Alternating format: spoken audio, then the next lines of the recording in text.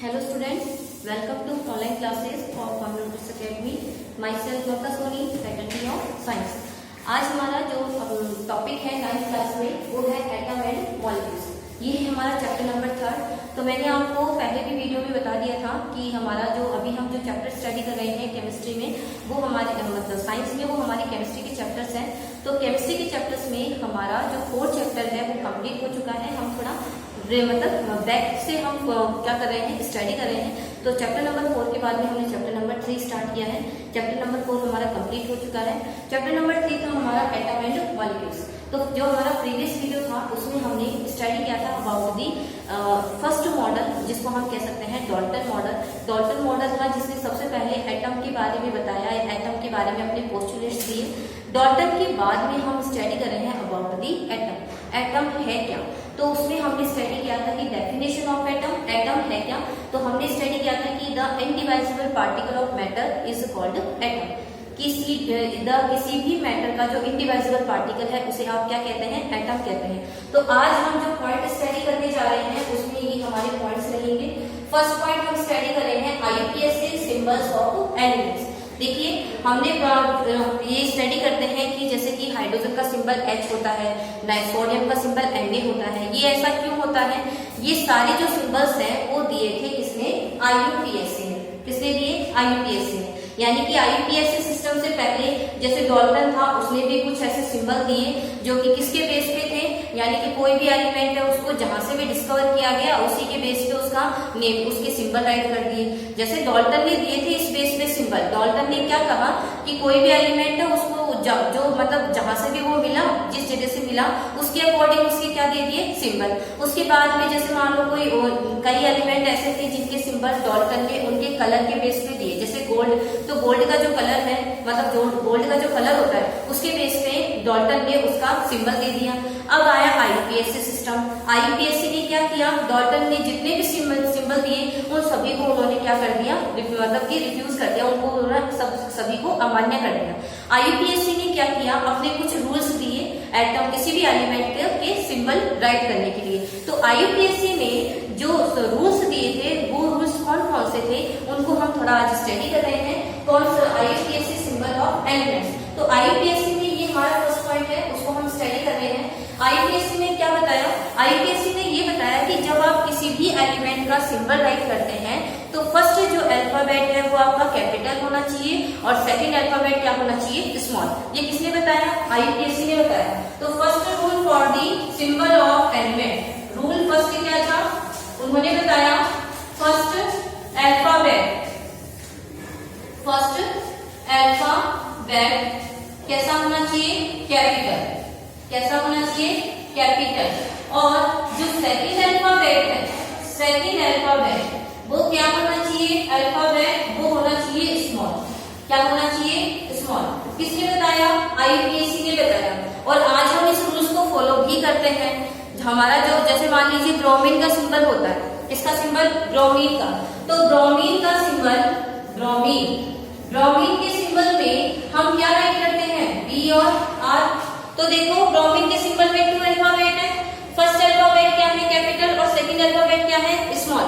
तो first alphabet जो है वो कैसा होना चाहिए, कैपिटल। किसने बताया? ये बताया IUPAC ने। किसने बताया? IUPAC ने। और सेकंड अल्फाबेट कैसा होना चाहिए, स्मॉल। ये किसने बताया? IUPAC ने बताया। अब इसके अलावा जैसे मान लो कैल्शियम का सिंबल राइट करते हैं अपन, तो CA होता है। फर्स्ट अल्फाबेट कैपिटल और सेकंड अल्फाबेट क्या होता है, स्मॉल। किसने बताया? IUPAC ने बताया। और सेकंड रूल क्या बताता है IUPAC का? सेकंड रूल IUPAC का ये कहता है कि आप सेकंड रूल क्या कहता है IUPAC का? रूल सेकंड ये कहता है कि आप किसी भी कई एलिमेंट के सिंबल देखते हो जो उनके अल्फाबेट से स्टार्ट नहीं होते। जैसे मान लीजिए सोडियम, तो सोडियम का जो सिंबल है वो उसके फर्स्ट अल्फाबेट से स्टार्ट नहीं होता है। तो उनका सिंबल कैसे बना? उनका जो सिंबल है वो लिया गया है लैटिन या फिर ग्रीक वर्ड से। जैसे मान लीजिए कुछ ऐसे सिंबल्स हैं एलिमेंट्स के सिंबल जो कि कहां से लिए गए हैं, या तो ग्रीक वर्ड से या फिर लैटिन वर्ड से। ग्रीक वर्ड या फिर लैटिन वर्ड। फॉर एग्जाम्पल जैसे हम स्टडी करते हैं सोडियम, तो सोडियम का सिंबल S से थोड़ी ना स्टार्ट होता है,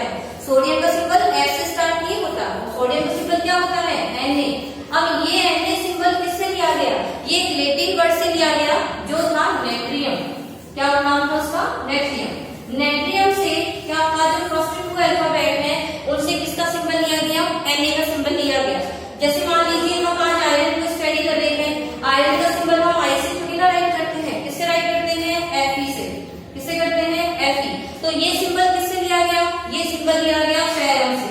किससे लिया गया? फेरम से। यानी कि फेरम से किसका सिंबल बना? आयरन का सिंबल बना। इसके अलावा आज मान लीजिए हम पोटेशियम का सिंबल स्टडी करते हैं, तो क्या पोटेशियम का सिंबल हम P से थोड़ी ना राइट करते हैं, पोटेशियम का सिंबल क्या होता है? K। तो अब ये सिंबल किससे लिया गया? ये सिंबल लिया गया लैटिन वर्ड कैलियम से। किससे लिया गया? कैलियम। तो मीन्स क्या है? मीन्स ये है कि कुछ ऐसे एलिमेंट्स होते हैं जिनके सिंबल उनके फर्स्ट अल्फाबेट से स्टार्ट नहीं होते हैं, उनको लैटिन वर्ड से लिया गया है। लैटिन वर्ड में हमने यहाँ पे कुछ एग्जांपल स्टडी करे हैं, जैसे सोडियम का सिंबल लिया गया है नेट्रियम से, आयरन का सिंबल लिया गया है फेरम से, और जो पोटेशियम है उसका सिंबल लिया गया है कैलियम से। तो ये कुछ एग्जांपल्स थे जिनके द्वारा हम ये अंडरस्टैंड करते हैं कि जो आईपीएससी का जो सेकंड रूल है वो हमें क्या कहता है। अब एक मेजर पॉइंट कि आईपीएससी की फुल फॉर्म क्या होती है। ये फुल फॉर्म जो होती है वो आपके 10th क्लास में भी काम आएगी, आपके आईपीएससी सिस्टम आएगा आपके 10th क्लास में। तो थोड़ा सा आज हम इसकी फुल फॉर्म भी स्टडी कर लेते हैं। What is the full form? ये 4 रूल्स है आईपीएससी के ओनली जो आपके सिलेबस में दिए गए हैं। आईपीएससी लेने के रूल्स बहुत है, लेकिन हमारे सिलेबस में केवल 2 है, तो हम केवल 2 रूल्स में स्टडी करेंगे। उसके बाद में आता है full form of IPSC. IPSC की फुल फॉर्म क्या होती है? तो आईपीएससी की फुल फॉर्म होती है IUPAC। इसकी फुल फॉर्म है इंटरनेशनल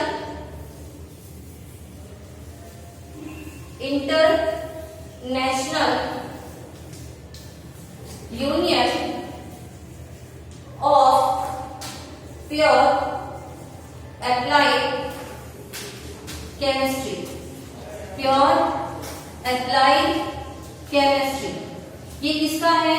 ये है full form of IPSC system. IPSC की फुल फॉर्म क्या होती है?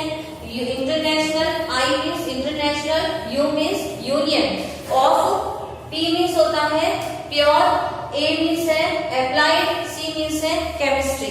इसकी फुल फॉर्म होगी applied union of pure applied chemistry. तो ये हो गया IPSC rule.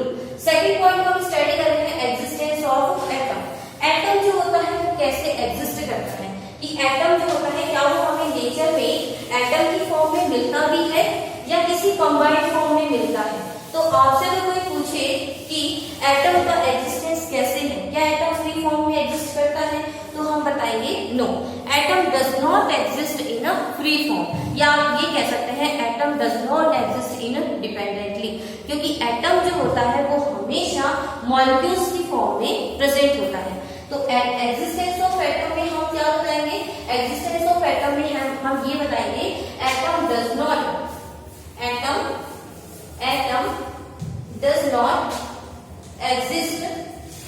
exist in a free form।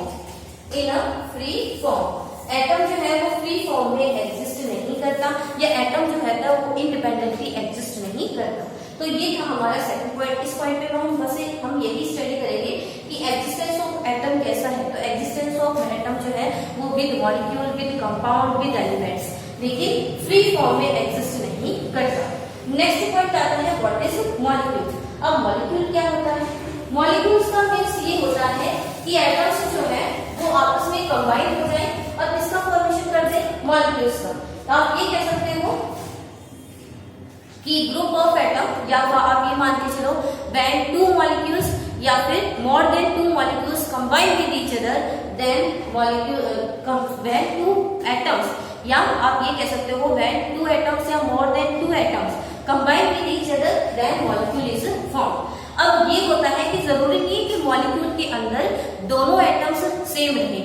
कई मॉलिक्यूल्स ऐसे होते हैं जिनमें दोनों एटम्स डिफरेंट भी होते हैं। कई एलिमेंट ऐसे होते हैं, जो कई मॉलिक्यूल्स ऐसे होते हैं जिनमें एटम जो होते हैं वो सेम ही होते हैं। तो व्हाट इज द मॉलिक्यूल हम स्टडी कर रहे हैं, व्हाट इज द मॉलिक्यूल। तो मॉलिक्यूल को हम क्या स्टडी करेंगे?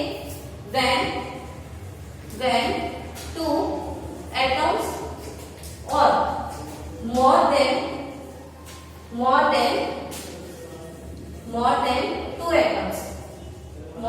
2 atoms combine with each other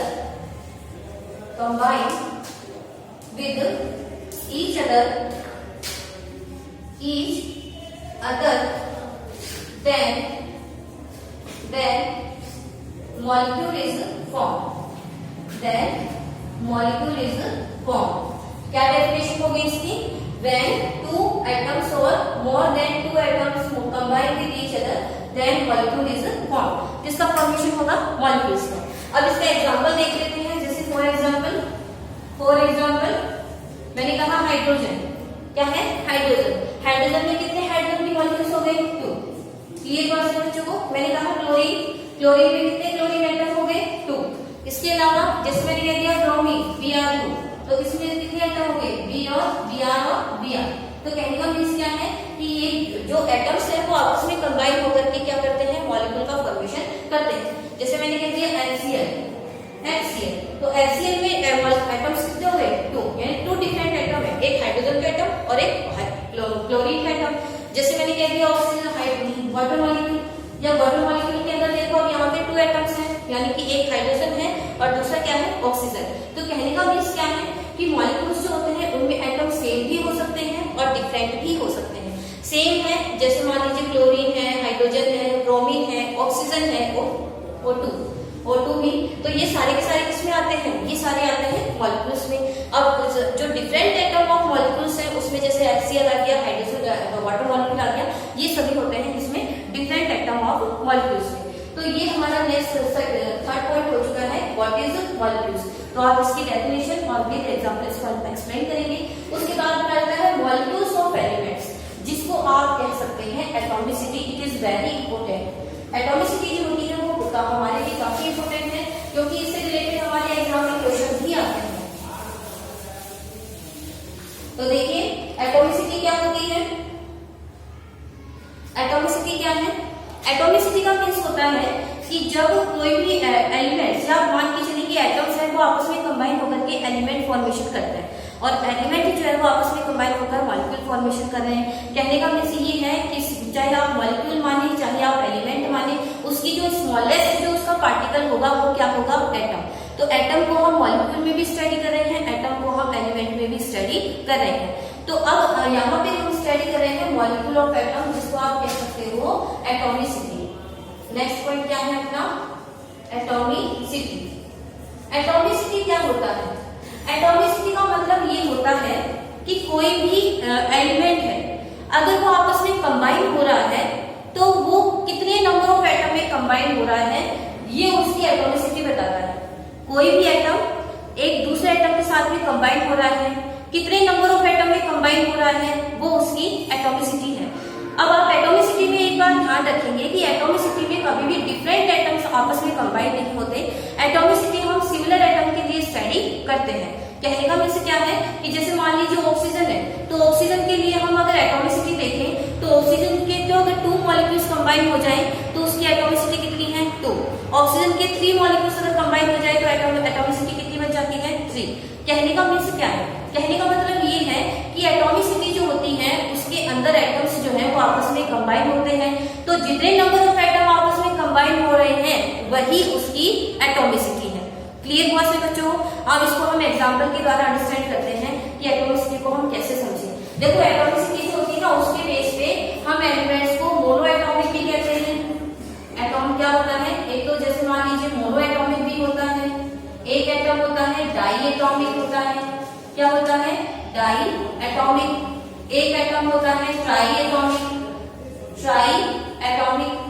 एक एटम होता है टेट्रा एटॉमिक और एक होता है पॉली एटॉमिक. क्या होता है? Poly atomic. ये होता है एटॉमिसिटी. अब इसके एग्जांपल से हमें और भी ज्यादा अंडरस्टैंड होगा. एग्जांपल से और ज्यादा हम अंडरस्टैंड करेंगे कि इन सभी के क्या क्या एग्जांपल्स हैं. देखो एटॉमिसिटी क्या है ये तो मैंने आपको बता दिया. इसकी डेफिनेशन राइट कर देती हूँ. व्हेन नंबर ऑफ एटम्स, या आप राइट कर सकते हो the number of atoms which